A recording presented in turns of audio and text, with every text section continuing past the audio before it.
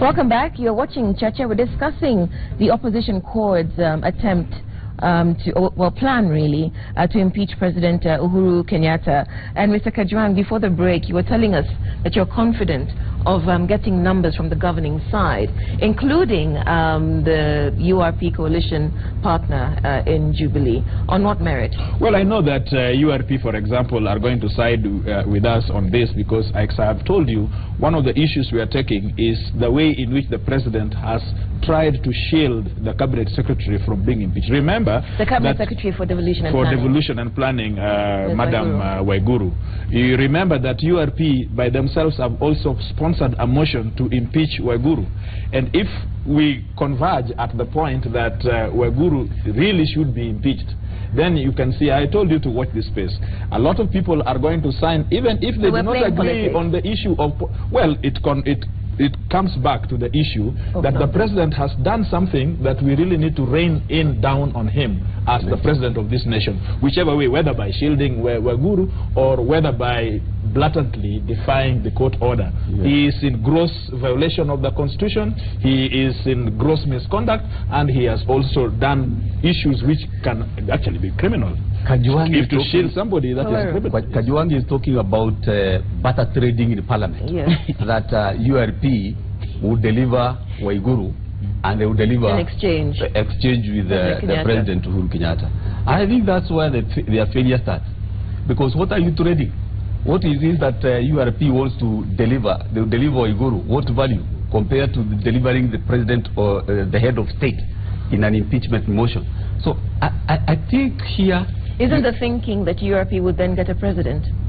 That's what Akina Kajwang wants to convince them, which may not be the case. I think an impeachment motion is a very serious thing to compare with getting a cabinet secretary and you deliver the president. Well, in political parlance, you can call it trade-off. That is just for ease of communicating the language. But there are issues here that are constitutional. There are issues here of how a president can shield people who are suspected of corruption. That is a very serious issue.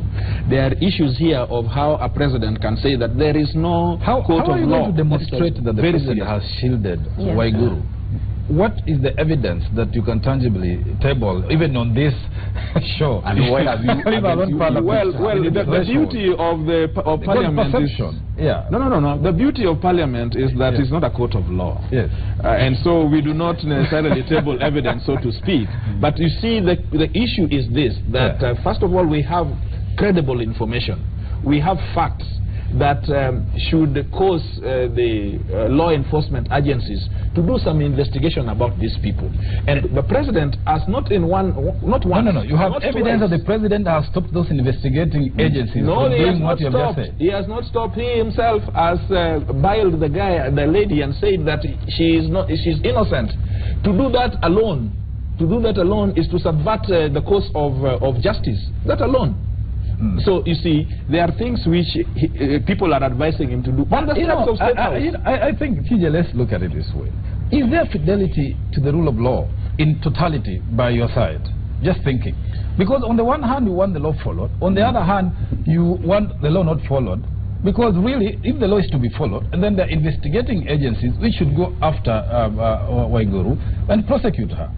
Whether the president says this or the other is neither here nor there, because those offices are independent. Why aren't you going after those offices for failure to do that? But look, if the president himself declares that so-and-so is innocent, is the declaration and he is not declaring this in a funeral somewhere or in some other side street, he's doing that instead of when he is addressing the nation. He is actually wearing the hat of the executive. That's why, TJ, the perception out there is that court, and you are a member of that court, looks for every shortcut to get to State House. Because I don't see the reason why you should not have impeached Waiguru, which was easier probably for you than impeaching the president. Well, you know the story. You know the story how it became. That is for another day. But let's get back to what the nation is grappling with. Did or did not the president violate the constitution? Yes. Okay, you made that point. David, let me address that matter. You see, I'm stuck with the technicalities and the facts of this matter, because those must really come to bear. One, and I'm very disappointed, by the way, with both the government options or route it took, as well as the opposition's response to solving that problem. If you ask me, if we were to follow the law strictly speaking, would we be asking the president to make payments outside the budgetary allocations that actually Parliament made? You're asking the president to breach the Constitution, to comply with the Constitution, and then you want to impeach him again for failing to breach the Constitution. In fact, not so, David. Absolutely not. Nobody has said that this government must pay under this budgetary allocation. What a responsible presidency, unfortunately I'm not a president, but what a responsible presidency would do, in my view, would say, well, this is huge. I do not have money to pay for this. But no. What we are going to do, we are going to face this within, say, 1 year, 2 years, whatever it is. We are going to raise some capital from this or that. But the flow, the principle is that I will pay. When I will pay is another matter. We all have, it is a decretal sum, and we all have cases against government. Agree. And the Attorney General will not tell you that he's not going to pay. He can only say that, well, right now the ministry has not given me money to pay, but when and if it is budgeted, I will pay. Now, okay, thank you very much. Now we're in concurrence there. The fact is, you are appreciating that probably this could not be paid in the circumstances that the court order made, because there's no provision for it. And if the president were to pay, it would be the same thing as happened to the Anglo-Leasing, that he paid without provision or approval of Parliament. What is the difference here? The court did not give them a timeline to pay. The court only said that you pay. No, it said within 10 days. In fact, the court order was paid in September. You know, the government was to pay in the immediate salaries that were to follow, which is what I had difficulty with. That's why it comes back to us. But let me clarify. Let me put this as a final. Why I have difficulty with both systems. If indeed you believe that he would have gone to Parliament and said, look, we can phase this out or pay it in the next financial year, but make available some money in this current budget, alterations to enable us to comply with the court order, what stopped court or the opposition from actually calling for Parliament to be convened and make provision for that payment to be made, if indeed the president said it was impractical? Thank you, David, because you remember we addressed the nation and requested the Speaker to call back the Parliament to address this. Remember, what we are saying is that if the Supreme Court, for example, said 10 days, which I don't agree that it is possible to pay these guys within 10 days. Yes, but you go back to the Supreme Court and say that, well, your order is just impossible to live by. And so, can you give us reparations? How can we meet this thing? It's done every day that you go back to the judge who has given you an order and see how you want to seek to be able to pay. So the Attorney General should have gone back to court. Remember, all these issues that they've been talking about, whether wage bill, whether growth. But you're not addressing your responsibility. That's why Kajwang, I'm trying to take your responsibility in it. That you had opportunity, not just calling on the Speaker, but is in that process by which you can actually have Parliament convene? No, there is no other. Unfortunately, there is no other process except. Well, no, you can sign up to bring the House back to order. Okay. TJ is a good politician who is not being realistic, but smart in some way. Because even that Court of Appeal, by ordering that teachers be paid by 31st of August, they were talking about 1.4 billion. And here is a case that is pending before you. So actually what the Court of Appeal was telling these guys, by the end of the day, you are not going to win this case. Because if they had paid the teachers that increment of 1.4 billion, what could have happened if actually the teachers again lost the case? How could they have recovered the money from the teachers? Actually, it's a very fun, that's why I agree with David, that you guys, you want the president to obey the law in one instance, and in another, break it.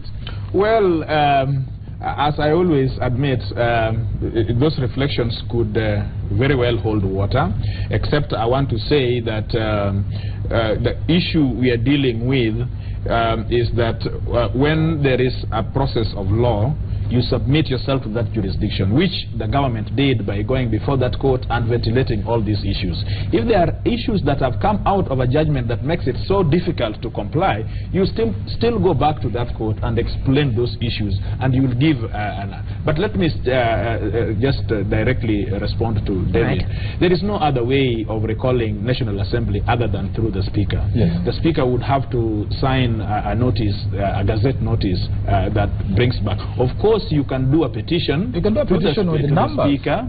Signature. It's not quite numbers. It is just a petition to the Speaker, and in his own discretion, if he thinks that there is an issue of national importance that he should then call the National Assembly, he will. Which was not done. No, we did. We actually wrote a letter to the Speaker, and the Speaker, in his own wisdom, as he should, decided that there was the teachers' issue was not a parliamentary matter. That is the law. And so the thing is that we are not party to that suit. Here we are not addressing the legal issues, the court issues. We are addressing national social justice to the that teachers of this country, workers of this country. Mr. Kajwang, do you see alternatives to impeaching the president, as has been put forward by Mr. Gatobu? Well, first of all, I think this president is going to go on impeachment. I really think so, because of the reasons that we have.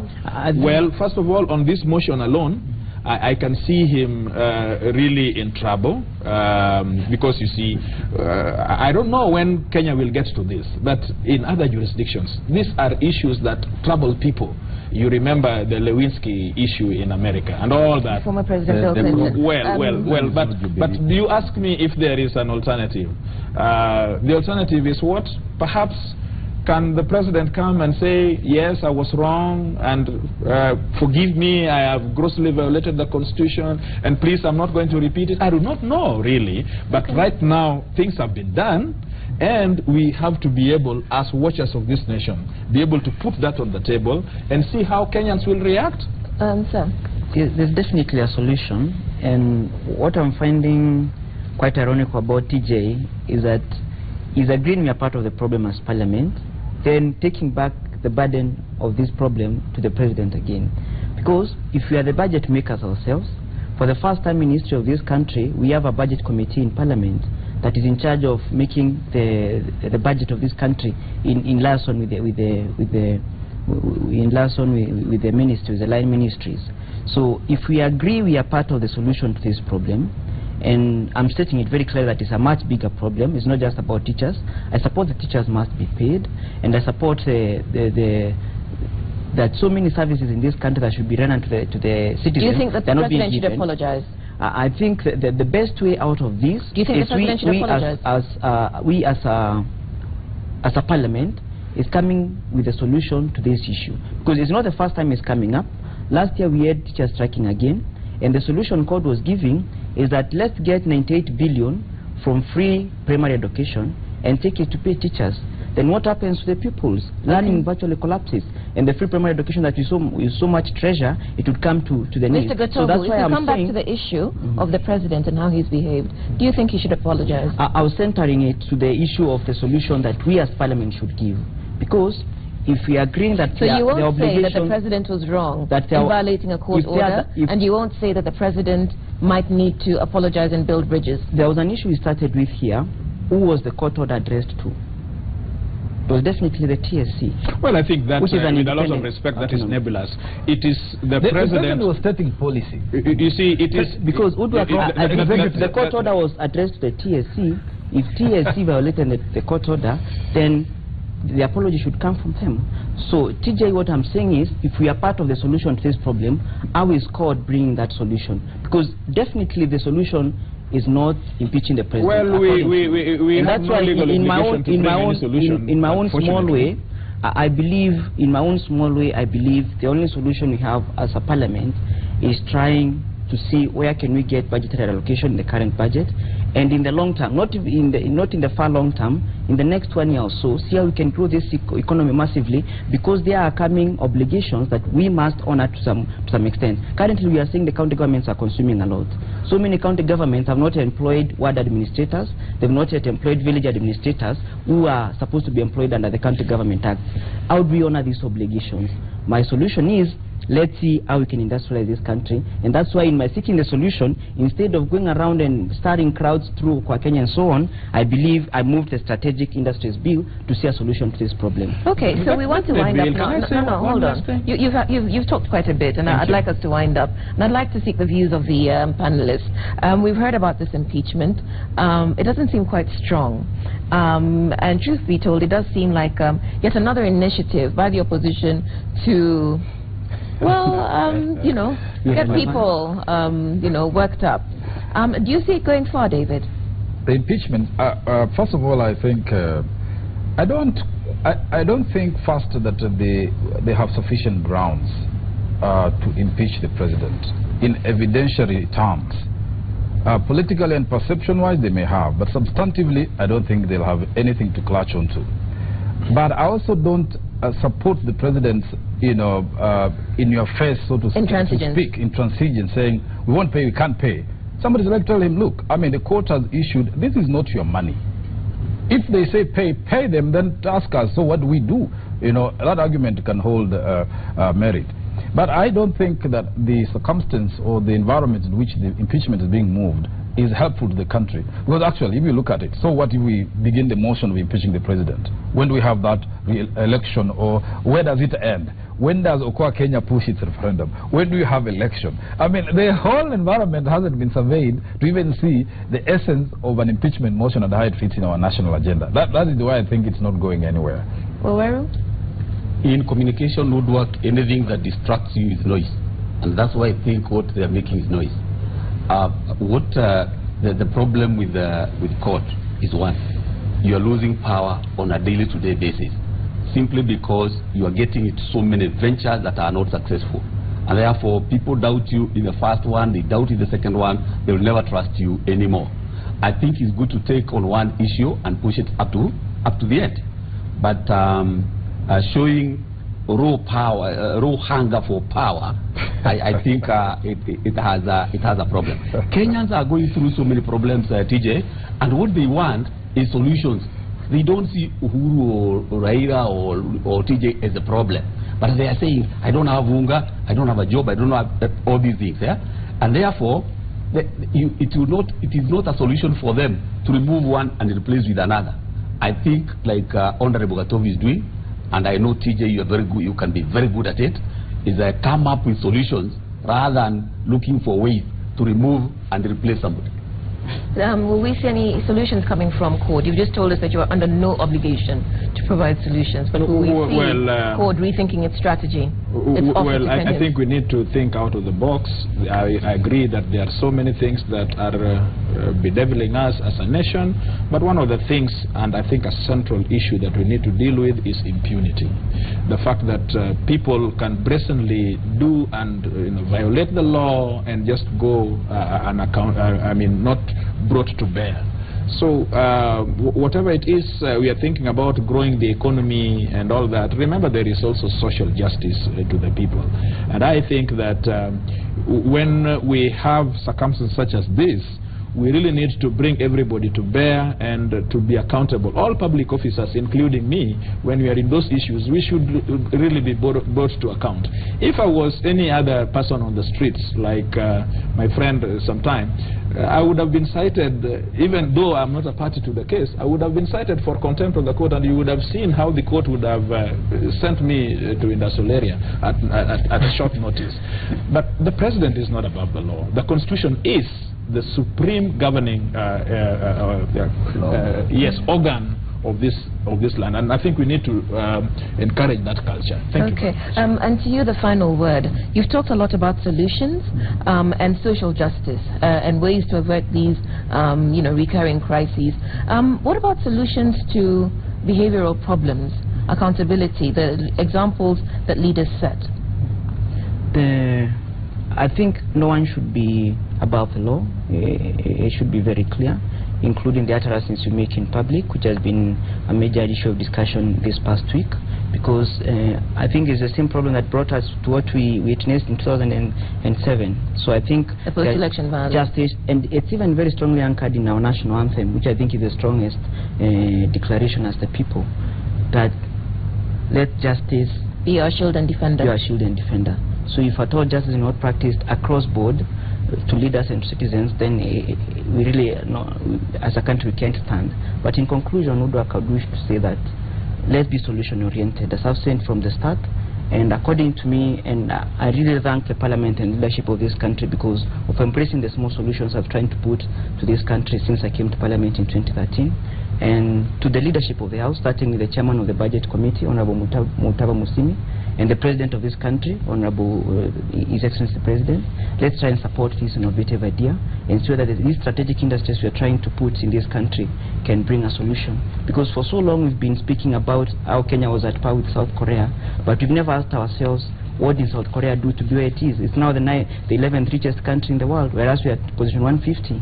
I think it's through industrialization that we can solve all these problems. We can't remain competitive anymore in the world economy unless we industrialize. And this bill that I'm moving in Parliament, the Strategic Industries Bill, is now in the Budget Committee. That is where it is stuck. The Budget Committee, please support me. We try and give solutions to this country. Well, thank you very much, and God bless you. God bless Kenya. Thank you very much. Our thanks to our guests, Mr. TJ Kajwang from ODM and Kinoti Gatobi, independent MP. Our thanks also to panelists David McCully and Waweru Mburu. It's been a lively conversation. Thank you very much for watching. Cheche, we've been live on Citizen TV. My name is Udwa Kamimo. We'll see you next week.